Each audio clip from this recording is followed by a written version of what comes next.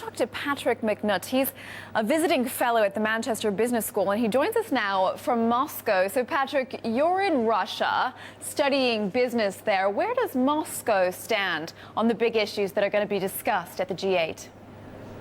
I think there's a key role for Russia in terms of how to resolve the euro debt crisis because of the concern that Russia is a major trading partner with the euro. So any attempt to resolve the euro debt crisis would certainly be key on the agenda for Russia. And also, I think, although not specifically on the agenda, I think it's time maybe to consider the role of the RMB as an SDR, and maybe Russia might, indeed with Canada and indeed with France, support that on the agenda of the G8 as they meet in Deauville today. That issue, though, seems a little bit far down the track in terms of its urgency.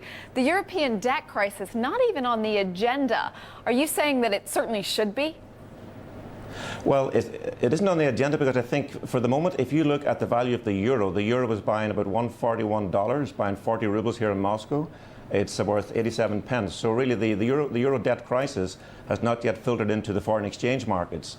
So in that context, the debt crisis is primarily one of a banking crisis. And once we can resolve that and identify it as a problem of insolvency, then we should try at the G8 to solve that. So I guess because it is not filtered into the exchange rates, many of the policymakers are not at the moment overly concerned about its impact.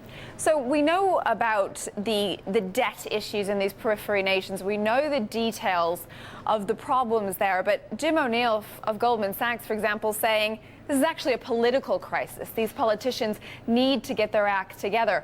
Does Russia have that view?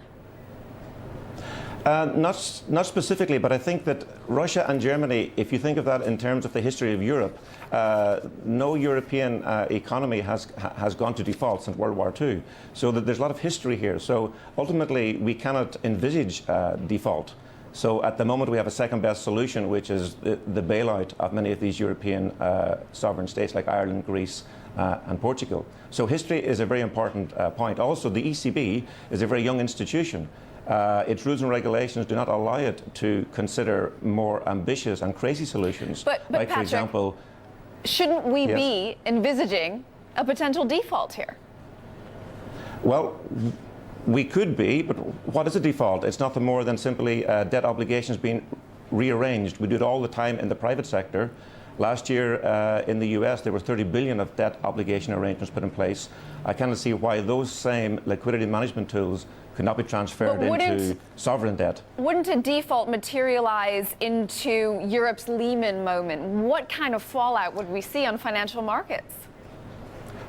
One possibility is a serious concern about the stability of the euro and the contribution that the euro could make as an international currency. That's one major concern. The other major concern is we don't really know the extent to which the German banks are exposed in terms of senior bondholders. Are they completely solvent? And until we have complete transparency across all the banks in Europe, it'll still be a guessing game. If you like, it's a treasure hunt. We had Ireland, we have Portugal, now we have Greece, and what country is next? All right, Patrick McNutt there, professor at the Manchester Business School.